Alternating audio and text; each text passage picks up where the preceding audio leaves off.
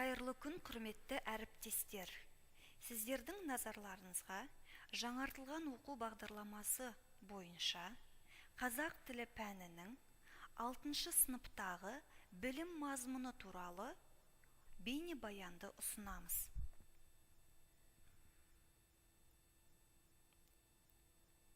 Жаңартылған оқу бағдарламасы бойынша қазақ тілі пәні коммуникативтік аспект негізінде меңгереді. Оқушылар тілді өзінің табиғатына сай қарым-қатынас аясында меңгереді. Оқу бағдарламасы тыңдалым және айтылым, оқылым, жазылым және қазақ тілінің грамматикасы берілген әдеби тіл нормалары деген бөлімдерден тұрады. Қазақ сыныптарында тыңдалым және айтылым дағдылары бірге меңгеріледі. Қазақ тілінің барлық грамматикасы әдеби тіл нормалары бөлімінде берілген. Грамматика сөйлеу әрекетінен тыс меңгерілмейді. Грамматика тыңдалым және айтылым, оқылым, жазылым барысында меңгеріліп бекітілетін болады. Жаңа мазмұн бойынша қазақ тілі пәнінің айырмашылығы неде? Ерекшелік неде? Осы сұрақтар төңірегінде ойланатын болсақ, бірінші, сабақ барысында түрлі белсенді жұмыс түрлерінің жүргізілуі арқылы ерекшеленетінін атап өту қажет. Екінші, лексикалық тақырыптардың ұсынылуы. Қазақ тілі пәнінің бағдарламасында түрлі лексикалық тақырыптар ұсынылды. Не себепті? Өйткені оқушы күнделікті өмірде түрлі ортамен кездеседі. Түрлі ортада өзінің ойын білдіреді. Сол ортада оқушы өзінің ойын анық, еркін жеткізе білуі үшін оқу бағдарламасында осындай лексикалық тақырыптар ұсынылып отыр. Басты мақсат сол лексикалық тақырыптың мазмұнын емес, сол лексикалық тақырып төңірегінде оқушының сөйлеу дағдыларын қалыптастыру болып табылады. Шығармашылық қабілетті арттыруға бағытталған түрлі жазба жұмыстары орындалады. Сабақта әртүрлі ресурс көздері пайдаланылады. Ең басты әрине оқулық. Оқулық оқу бағдарламасын іске асыру үшін сіздерге көмекші құрал ретінде министрлік тарапынан ұсынылып отырған дүние. Сонымен қатар, сіз күнделікті сабақты жүргізу үшін сізге тыңдалым материалы қажет. Сізге сапалы мәтін қажет. Мұндай жағдайларда сіз түрлі аудио-видео материалдарды, мәтіндерді пайдалана аласыз. Және де ең соңғы бір ерекшелігі, сабақ барысында әртүрлі жұмыс түрлерінің ұйымдастырылуы. Оқушы тек қана жеке дара жұмыс істеп емес, әрі жұпта, әрі топта, әрі бүкіл сыныппен жұмыс істеуге дағдыланады. Жаңартылған оқу бағдарламасы бойынша қазақ тілі пәнінің айырмашылығы осында. Яғни оқушы тілді күнделікті болатын өмірлік жағдаяттар негізінде сауатты, ауызша әрі жазбаша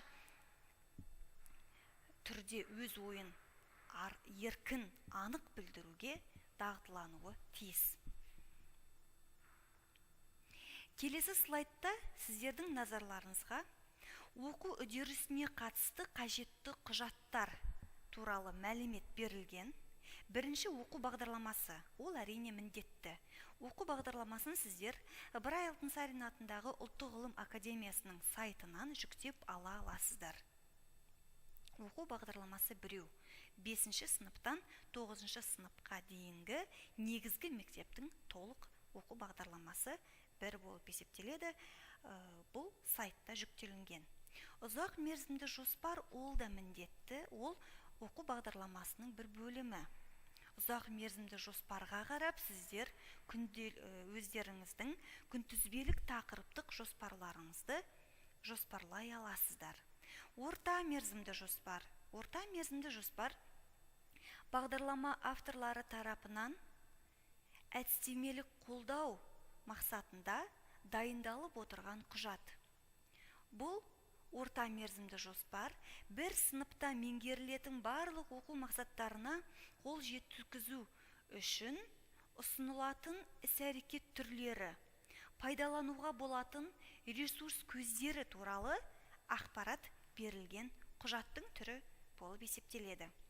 Ал күнделікті өзіңіздің жоспарыңыз ол қысқа мерзімді жоспар деп аталады.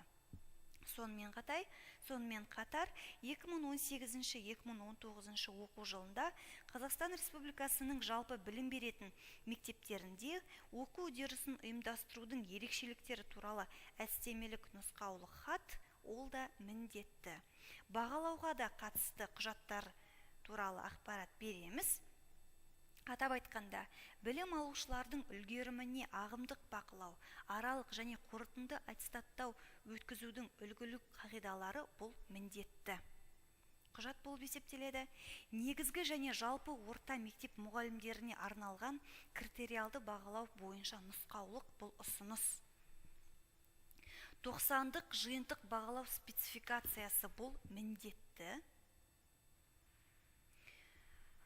90-дық жиынтық бағалау спецификациясы бұл да міндетті, ал жиынтық бағалауға арналған әдістемелік ұсыныстар мен қалыптастырушы бағалауға арналған тапсырмалар жинағы бұл ұсыныс ретінде қолдана аласыздар.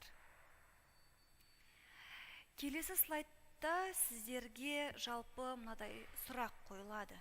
Оқу мақсаты дегенді қалай түсінеміз? Не себепті жаңартылған оқу бағдарламасы мазмұнында оқу мақсаты ұғымының маңыздылығы соншалықты жоғары? Қарап тұрсаңыздар, оқу мақсаты ол күнделікті сабақ процесін жүзеге асыру үшін қажетті құрал. Оқу мақсаты ол оқушы үшін қажетті білім, білік, дағды болып есептеледі. Оқу мақсаты ол бағалау, яғни сабақтың барысында, бөлімнің соңында, 90-ның соңында сіз оқу мақсатын бағалайсыз, оқу мақсатын тексересіз, қалай меңгерді оқушы. Және жыл соңында бұл күтілетін нәтиже. Ендеше жаңартылған оқу бағдарламасы бойынша сіз сабақты құрастырған кезде ең баста тақырыпқа емес, сіз оқу мақсатына көңіл аударуыңыз қажет. Бүгін мен сабаққа қандай оқу мақсатын таңдап аламын? Менің оқушым қандай оқу мақсатын меңгеруі тиіс? Ертең бағалау болған кезде қандай оқу мақсатын меңгеріп, мен оқушыдан қандай оқу мақсатын тексеремін? Жыл соңында менің оқушым сол оқу мақсатына жетеді ме? Деген сұрақтар төңірегінде ойлануымыз қажет. Күнделікті сабақ жоспарын құрастырған кезде, яғни қысқа мерзімді сабақ жоспарында, сіз оқу мақсатын таңдап аласыз. Сол оқу мақсатына бағалау критерийін құрастырасыз. Енді осы оқу мақсатына жету үшін сіз тапсырмалар құрастырасыз. Сіздің тапсырмаларыңыз оқу мақсатына жету үшін сол оқу мақсатына жетуге арналған бір қадамдар болып есептеледі. Ол үшін сіз дескриптор құрастырасыз. Яғни сіздің сабағыңыздың барлық мазмұны оқу мақсатына жету үшін бағытталуы тиіс. Қалыптастырушы бағалауда бір оқу мақсатына негізделеді. Бұл жерде айта кететін мәселе, жалпы қалыптастырушы бағалау дегенді бір кішігірім бақылау жұмысының бір түрі деп қабылдаудың қажеті жоқ.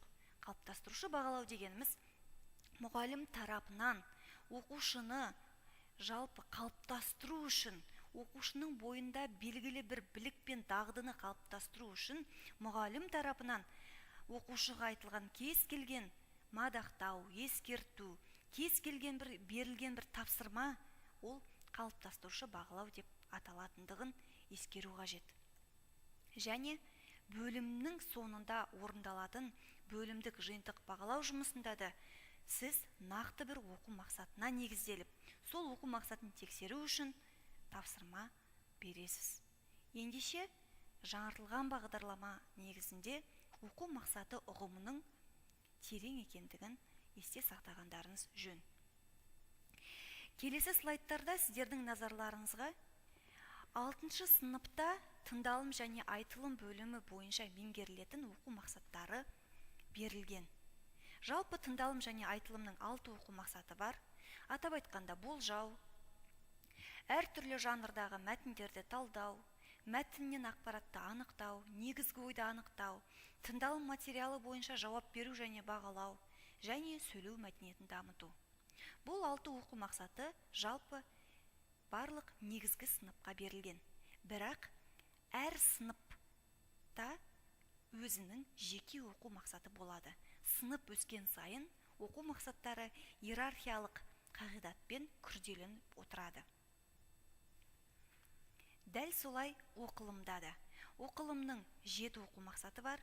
Ақпаратты түсіну, мәтіннің стильдік ерекшеліктерін тану, мәтіннің жанрлық ерекшелігін ажырату, мәтіндерге салыстырмалы анализ жасау, мәтін бойынша сұрақтар құрастыра білу, оқылым стратегияларын қолдану және әртүрлі ресурс көздерінен қажетті ақпаратты алу.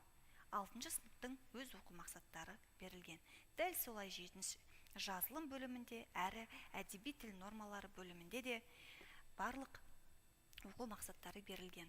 Бұл оқу мақсаттары ұзақ мерзімді жоспарда әр 90-ға бөлініп, әр бөлімге бөлініп, жіктелініп берілді.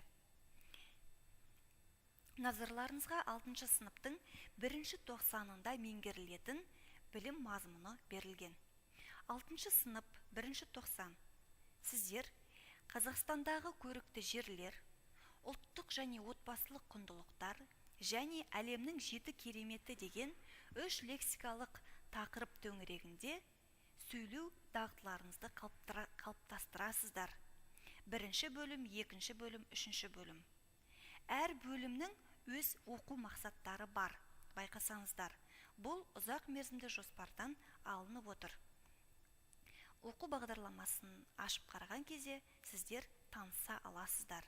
Әр оқу мақсатын, әр бөлімге өзінің оқу мақсаттары берілген. Сұрақтарыңыз болса, пікірталас алаңына қоюларыңызға болады. Бағдарлама авторлары кез келген уақытта жауап беруге дайын. Жаңа оқу жылы сәтті болсын, сау саламат болыңыздар.